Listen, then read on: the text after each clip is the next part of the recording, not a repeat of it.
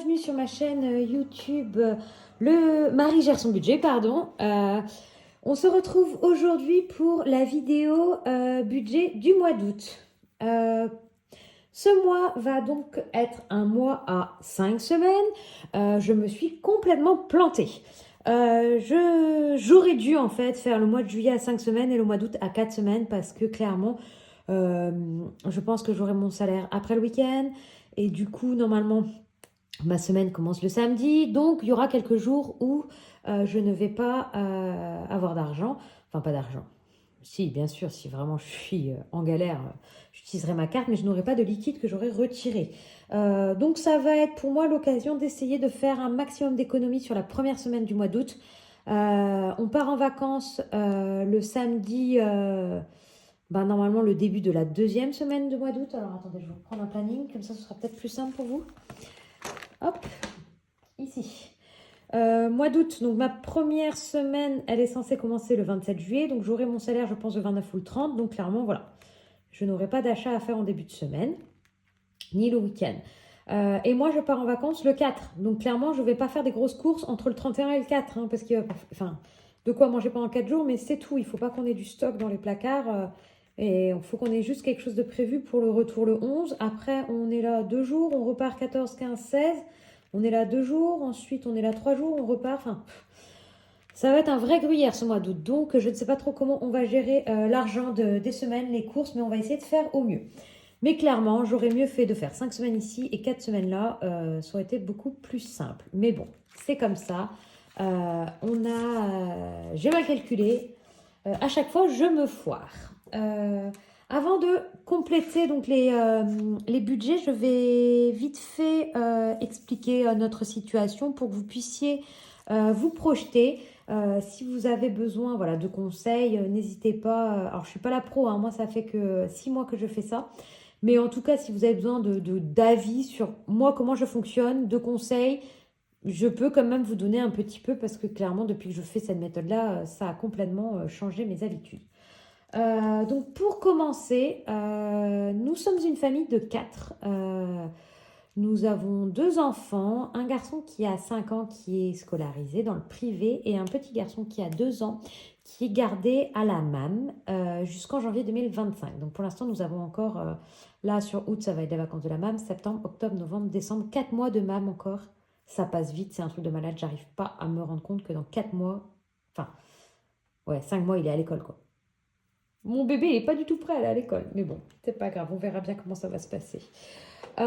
Sinon, nous vivons en Bretagne, plus exactement dans le Finistère. Nous sommes propriétaires, parce que nous avons un crédit, donc nous sommes quand même propriétaires de notre maison et nous remboursons un crédit, crédit habitation et crédit travaux. Je n'ai pas séparé, tout est dans le crédit maison, j'ai regroupé le montant. Donc clairement, pour pouvoir vous projeter et vous comparer, on a un petit crédit parce que nous avions un apport assez important. Nous avons aussi la chance d'avoir acheté notre maison avant le Covid, donc clairement avant la hausse des prix des biens, avant la hausse des taux, ce n'est plus comparable à maintenant. Genre, quand j'entends mes collègues de boulot qui cherchent des maisons, ça me fait mal au cœur de les voir tellement galérer, de voir le prix des maisons. C'est très très difficile. En tout cas, je pense que c'est partout pareil, hein, mais en tout cas dans le Finistère, je trouve que les prix ont énormément flambé. Et pas forcément les salaires. Donc c'est vrai que c'est difficile pour les gens. Donc c'est pour ça que nous on a un petit crédit, on avait un apport et en plus on l'a acheté il y a quelques années. Ensuite nous travaillons tous les deux à 100% dans le privé tous les deux. Nous sommes en horaire classique du lundi au vendredi. Nous ne travaillons pas les week-ends, pas en horaire décalé et pas de nuit. Voilà ce que je peux dire. Sinon, moi je fonctionne avec une double manière, c'est-à-dire un compte perso et un compte joint. Dans le compte perso, vous allez voir donc mes dépenses perso et dans le compte joint, vous allez voir l'argent qu'on met en commun et qui permet de payer tout ce qui est charges fixes autour de la maison et autour des enfants. Vous ne verrez pas le compte perso de Thomas. Lui ne fait pas du tout la méthode des enveloppes. Il se débrouille de son côté pour gérer son argent. Voilà. Est-ce que j'ai autre chose à dire? Nous avons un petit chat, mais pour l'instant, on n'a pas vraiment trop de frais. Enfin, un petit chat qui a 13 ans, hein. On n'a pas de frais, on n'a pas de frais de veto. Je touche la peau de singe pour qu'il ne lui arrive rien, hein, bien sûr. Mais pour l'instant, on n'a pas trop de frais, donc on n'a pas d'enveloppe. Mais je sais très bien qu'un jour, il faudra quand même qu'on pense à faire une enveloppe pour notre petit chat. Voilà ce que je peux dire en petite présentation de notre famille et de notre fonctionnement. On va commencer. J'ai plusieurs catégories dans mon budget. Donc c'est mon budget planner. Donc si vous le voulez, donc, hop, je vous le montre comment il est. Il est sur le Drive. Il est disponible en A5 ou A6. Donc vous avez le calendrier. Hop, j'ai enlevé toutes les pages. J'ai enlevé toutes les pages, donc vous n'allez pas vraiment voir comment c'est foutu, mais le budget du mois avec le double truc, les enveloppes, et après vous retrouvez les épargnes, les défis, le suivi que vous avez dans les enveloppes, que je n'ai rien effacé, hein, les dépenses du mois, le suivi annuel avec un bilan, le bilan des épargnes, le bilan des défis, et après c'est moi qui ai mis des poches en fait avec... les épargnes virtuelles, c'est pour avoir un suivi de ce que je mets en virtuel. Donc, épargne virtuelle, je me suis fait défi virtuel parce que l'argent des défis, je le bascule en virtuel quand j'ai atteint une liasse de 100 euros. Ça, c'était mes calculs parce que j'ai acheté un matelas. Du retour banque, donc je ne mets pas forcément retour banque, je garde pour remplir mes enveloppes. Hein. Et le retour banque. Donc ça, c'est retour banque compte joint et retour banque compte perso. Voilà, donc si vous le voulez, il est dispo sur le Drive. Le lien est dans ma barre de commentaires, là en dessous de la vidéo. On va commencer du coup à remplir les revenus. Il y a un petit changement dans mes revenus. J'ai eu une augmentation de salaire et que je ne sais pas trop parce que je la connais en brut, mais je la connais pas trop en net. Je ne sais pas trop comment ça va fonctionner entre le pourcentage de ma prime d'ancienneté qui est prise sur le salaire. Enfin bon, il y a plein de choses comme ça que je ne sais pas trop comment ça va se calculer. J'étais à 2069 euros net et d'après mes calculs, j'aurai plus 390 euros. Donc je serai à 2459 euros net. Mais j'ai peur de me tromper. Donc j'ai peur que ça ne tombe pas ce mois-ci aussi parce qu'on ne sait jamais hein, s'il y a un petit problème, des décalages. Donc je vais mettre 2400 et sachant que le surplus d'argent là, c'est de l'argent que je vais mettre dans des épargnes. Donc, si je ne l'ai pas ce mois-ci, ce n'est pas grave. Je retirerai l'argent prévu des épargnes. Je ne mettrai pas en épargne. Et puis, voilà. Donc, 2459 euros, mais je mets 2400. Voilà. MSA, c'est un... Je crois que c'est les allocations familiales, un truc comme ça. Et en négatif du mois précédent, j'étais en négatif de moins 30 euros. Donc... 2400 plus 140... Alors, ma calculette a un problème. 2400 plus 145 moins 30, 2515 euros de revenus. Donc, je mets le réel, enfin, je mets de la prévision et derrière, je mettrai le réel quand j'aurai reçu mes revenus. Ensuite, en crédit dette, dans le compte perso, je n'ai pas de crédit perso, je n'ai pas de dette, je n'ai pas de crédit voiture. Donc, voilà. Je fais un virement, du coup, tous les mois de 1050 euros sur le compte joint. Donc, peut-être que ce virement va augmenter du fait de mon augmentation. Je ne sais pas trop comment je vais faire. Pour l'instant, je n'augmente pas comme je ne sais pas exactement si je vais recevoir ce mois-ci et je régulerai peut-être après. Le portable, vous pouvez me gronder, je n'ai toujours pas été voir. Je me suis dit que du coup, j'attendais de partir à l'étranger parce que je sais que mon forfait, il est super à l'étranger. Et quand je reviens de l'étranger, je change. Promis, pendant les vacances, j'y vais, je change. Sport, 40 euros, donc c'est mon inscription à la salle. Weight Watcher, je l'ai plus. Apple, c'est le cloud, 3 euros. J'ai tout regroupé sur la même ligne. Box Internet, hein, pareil, c'est lié au téléphone. Je vais aller. 47 euros. Le PEL, c'est un virement en automatique que je fais tous les mois. Le PEL, vous ne le voyez pas dans mes épargnes, dans mes épargnes parce que je ne le compte pas en fait. C'est vraiment un fonds méga urgence, on va dire. J'espère ne jamais avoir besoin de l'utiliser, mais si vraiment j'ai un souci voiture ou des choses comme ça, bon, je peux prendre cet argent-là. Je dois avoir 8000 euros dessus. C'est voilà, c'est du super fonds d'urgence, on va dire. Le livret joint, là, c'est un virement que je fais tous les mois, pareil, sur notre compte joint. Et cet argent-là sert à remplir des épargnes communes. Et le livret perso, c'est aussi un virement que je fais en virtuel sur mon livret perso qui sert à remplir des épargnes perso, comme son nom l'indique. Donc 1050 plus 55 plus 40 plus 3 plus 47 plus 50 et plus 100, on est à 1345 € de charge fixe. Ensuite, essence, j'ai prévu de mettre 100 €, mais en me disant que je suis large, sachant qu'on part. Enfin, je suis large et pas trop. Non, pas trop en fait. On part une semaine en vacances. La deuxième semaine, on va un petit peu aller en vacances. Mais la troisième semaine, je vais quand même aller au mariage en Charente-Maritime. Donc, j'aurai besoin d'essence. Donc, on n'est pas large du tout. Je n'ai rien dit. Sodexo, par contre, là, je mets 30 € parce que je vais passer 3 jours au travail. Et en espérant que je ne mange pas trop Sodexo. Parce que c'est pas très bon et ça coûte cher. Ça coûte cher. C'est pas vrai, hein, l'entreprise prend une partie. Mais clairement, je préfère me faire un petit repas. Ça me coûte quand même beaucoup moins cher. Alors, 2515 moins les 1345 de charge fixe moins les 130, 1040. Je vérifie parce qu'il ne me reste jamais assez, mais en fait, j'ai eu une grosse augmentation. Donc 1040. Ok? Ok, 1040. Waouh, c'est ouf.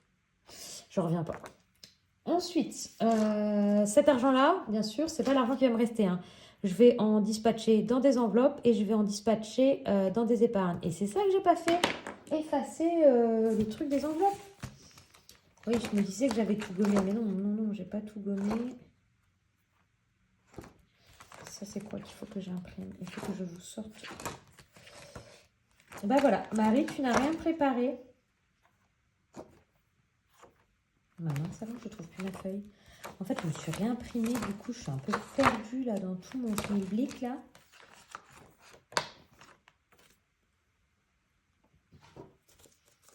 Ah ben, elle est derrière. Elle est là, n'importe quoi. Du coup, si vous voulez, on va faire ça tout de suite. Comme ça, vous allez suivre. On va passer. Je gomme, désolée, j'aurais dû anticiper ça normalement.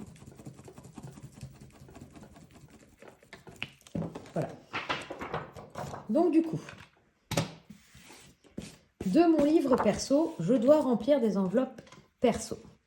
C'est-à-dire l'enveloppe loisir. Je mets 40 € toutes les semaines. N'oublions pas que nous sommes sur 5 semaines. Donc, ça fait plus que prévu. 4 x 5, 250, 250. Ensuite, et dans soins, j'ai mes ongles. Donc, 60 €.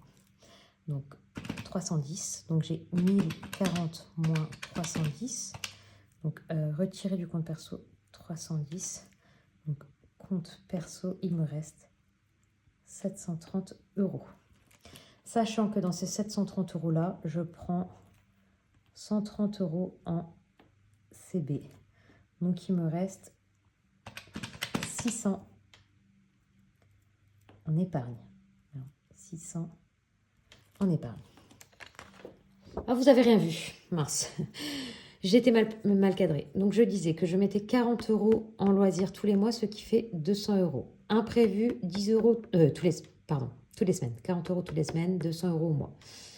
4, 8, 12. Ben non. Si, c'est ça. Et 10 € tous les semaines. En imprévu, ça fait 50 €, 250 €. En soins, ce sont mes ongles. Ce seront les ongles pour le mariage de ma copine. Donc 60 €. Donc 250 plus 60, ça fait 310 à retirer de mon compte perso. Il me restait 1040 € dans mon compte perso. Moins les 310, ça fait qu'il me reste 730 € sur mon compte perso. Je me prévois toujours un petit peu de CB parce que j'aime acheter sur Internet. Donc là, sur ce mois-ci, je me prévois 130 € de CB, ce qui fait qu'il me reste 600 € à placer en épargne. Ce qui est énorme. Ce qui est énorme. Voilà. On repart maintenant sur le compte joint. Donc, comme vous avez vu, j'avais en charge fixe de mon compte perso 1050 €. C'est les 1050 € qui sont virés sur le compte joint. Thomas vire 1700 €. J'avais expliqué déjà la différence, c'est que Thomas gagne beaucoup plus que moi. Donc, on avait fait des calculs pour répartir à peu près les revenus qu'on mettait sur le compte joint. Et c'est aussi parce que Thomas a une part plus importante à payer du crédit de la maison. Voilà pourquoi. La MSA, nous avons la CMG, c'est pour la garde de Nino. Et nous étions à moins 50 € de découvert. Donc, 1050 plus 1700 plus 200 moins 50, nous sommes à 2900 € sur notre compte joint. Le crédit maison, comme je vous disais, ce n'est pas un crédit énorme que nous avons, c'est 759 € et c'est le seul que nous avons qui comprend l'achat de la maison et les travaux que nous avons fait de la maison. Je prends un petit peu de café, pardon. Ensuite, nous avons des charges fixes, les assurances vie. Donc, pour nous 4, nous en avons pour 30 €. Le pack crédit, gestion de compte et toutes nos cartes, c'est 28 €. L'assurance crédit, c'est 30 €. Ensuite, nous faisons un virement tous les mois, là aussi, que vous ne voyez pas. Les enfants, on leur vire 50 € depuis leur naissance. Donc, clairement, Marceau doit être à 3700 et Nino 1700, un truc comme ça. Je ne sais pas pourquoi, il y a 2000 € d'écart entre les deux, à peu près. Ça, c'est aussi de l'argent qu'on ne compte pas parce que, enfin, je n'imagine pas aller piquer l'argent en fait sur leur compte. Ce serait vraiment qu'en cas de très très grosse galère. Nous avons une assurance pour notre four parce que notre four il est tout le temps en panne, donc 9,49 €. Nous sommes abonnés à un magazine de décoration à 4,15 €. Nous avons une assurance voiture et maison qui est chez le même prestataire, enfin, le même assureur, donc c'est 77 €. Ensuite, l'eau, nous payons 49 € à voir, je ne sais pas quand est-ce qu'il y a des régules. Si vous savez quand est-ce que c'est les régules d'eau et d'EDF, je serais intéressée de savoir quand est-ce que ça a lieu. Impôt, c'est l'impôt foncier, nous êtes à 143 € pour notre maison. EDF, on est à 140 €. Là, normalement, on est censé payer moins tous les mois. Mais je comprends pas, j'ai l'impression qu'on dépense plus que l'année dernière. Donc, enfin, en tout cas, sur mon application, j'ai l'impression qu'on n'est pas bon. Et eux, ils voulaient nous baisser à 80 €. Donc, non. Je paye 140, on verra bien. J'espère qu'on ne devra pas trop leur donner à la fin de l'année. En tout cas, au moment où il faudra faire la régule. Donc, je fais le cumul. 30 plus 28 plus 30 plus 50 plus 50 plus 9,49 plus 4,15 plus 77 plus 49 plus 43, je me suis trompée. Donc, je rajoute 100 et plus 140 et plus 7. 617,64. Alors, attendez, je vais quand même vérifier sur le mois dernier. Je n'ai pas le récap, je ne trouve pas. Ensuite, école. Eh bien, clairement, nous n'aurons pas d'école à payer parce que nous allons payer août, ou juillet, pardon. Juillet, donc il n'y a rien à payer sur juillet. Couches, nous n'avons rien parce que nous avons un stock de couches. La nounou, à la mam, on va payer à peu près 600 € je pense. Les repas, 60 et la garderie, rien parce que nous avons déjà payé tout jusqu'à octobre normalement. Donc 660 €. Donc si on reprend nos calculs, 2900 € de revenus, moins les 759 € de crédit, moins les 617,64 € de charges fixes, moins les 660 €, il nous reste 863 € de reste à vivre. Ok? Même si vous n'êtes pas ok, hein, comme je vous dis, c'est comme ça. Donc, avec ces 863 €, nous allons remplir des enveloppes. Alors, nous avons alimentation, on met 100 € toutes les semaines. Donc, je prévois sur 5 semaines. Mais vous avez bien compris que j'espérais ne pas dépenser la deuxième semaine parce que je suis en vacances et ne pas trop dépenser la première semaine parce que je n'aurai pas de sous dans mes enveloppes. Ensuite, j'ai des enveloppes au mois où je mets 20 € pour aller à la ferme, 20 € pour l'hygiène, 20 € pour la santé et 20 € pour autres. C'est-à-dire que si je n'ai pas assez dans une des autres enveloppes, je peux piquer dans celle-là. On est à 80 €. Ce qui nous fait 580 € à retirer du compte joint. Donc, si je prends compte joint, donc 863 moins 580, il nous reste 283 €. Ce qui me paraît énorme, là aussi. J'ai l'impression que j'ai fait une bêtise. Bah non, c'est normal. C'est normal, moins 150 € d'école, 133, c'est ça. C'est l'école en moins. Du coup, je vais laisser en CB les 283 € parce que nous partons en vacances. Donc, il y aura forcément des dépenses. Donc, je garde plus d'argent en CB. Voilà, voilà. Voilà, j'espère que ça a été assez clair cette partie-là où je vous décris du coup le budget perso et le budget du conjoint. Mes enveloppes à la semaine qui sont liées au conjoint, qui sont liées au compte perso, et mes enveloppes au mois qui sont liées au conjoint et qui sont liées au compte perso. Et mon récap, après toutes mes dépenses prévues sur mon compte, après le retrait de mes enveloppes, il me reste pour le conjoint 283 € sur le compte que je vais laisser en CB. Sur le compte perso, il me reste 730 €. Je vais laisser 130 € en CB et 600 € en épargne. Je suis en train de me demander si je ne vais pas bidouiller plutôt, vous savez quoi? Je vais laisser, pareil, c'est les vacances. Donc, je vais laisser 230 € en CB et 500 € en épargne. Donc, les épargnes. Si on reprend, j'ai ici 50 € qui se mettent sur le livret joint de mon côté et 100 € du côté de Thomas. Donc, j'ai 150 € qui se mettent sur nos épargnes du compte perso. Donc, là-dedans, je vais mettre 100 € dans garderie et 50 € dans chaudière. D'accord? Donc ça, ce sont les 150 € du compte d'épargne du conjoint. Ensuite, j'ai 100 € qui se met en automatique de mon compte perso ici, que j'ai appelé livret perso. Là, c'est pour renflouer mon fonds d'urgence. 100 €. Donc ça, c'est les 250 € qui se mettent en automatique en virement sur mes livrets. Donc ça, c'est du virtuel. Virtuel, virtuel, virtuel. Et en espèces, du coup, j'ai les 500 € que je ne sais pas si je vais retirer tout en espèces. Je vais voir où je les mets. Donc là, en gros, on est à 750 € en tout. Donc 250 € de virtuel et 500 € d'espèces. J'espère que c'est assez clair pour vous. Donc, sur les 500 €, qu'est-ce que je vais faire? Je vais mettre 100 € ici dans beauté.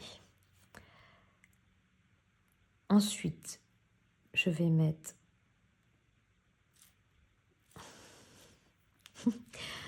Thomas. Thomas, je vais lui mettre 20 €. Donc alors, moins 100, moins 20, 20 €. Ah, celui-là, il aurait dû être coloré. Shopping, je vais mettre 100 €.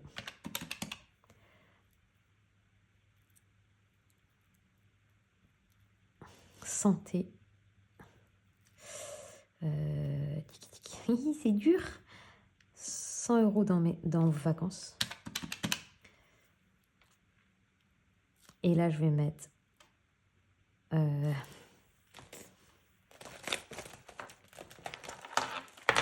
vais peut-être... Oh, bah j'ai perdu des sous, tiens. Il me reste 180 € à mettre, mais je vais arrondir. Alors, je vais arrondir. Donc, en famille, on est à 50 €. Est-ce que je pourrais pas mettre...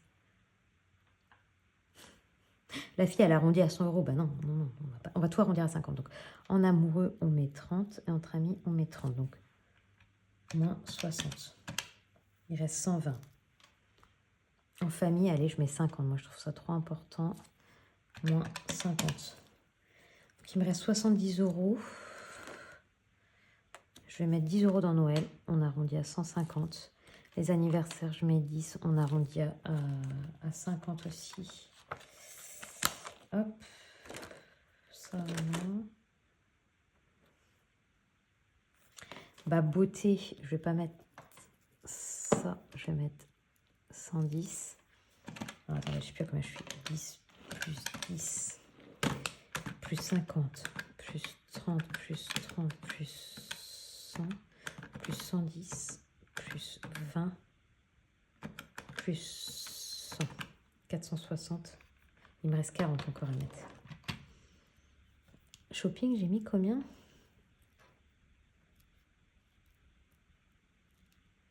Oui, shopping. Shopping, j'ai mis 100. 120, c'est pas mal.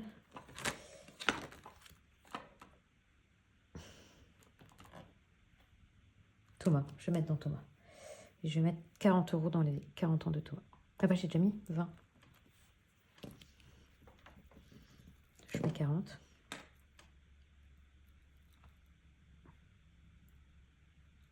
Et je mets 20. Voilà. Voilà, voilà. Donc si je prends le récap, clairement les gros montants, ça, ce sera en virtuel. Ça sera en liquide. Beauté, je peux peut-être mettre en virtuel. Shopping, je vais peut-être garder. Enfin voilà.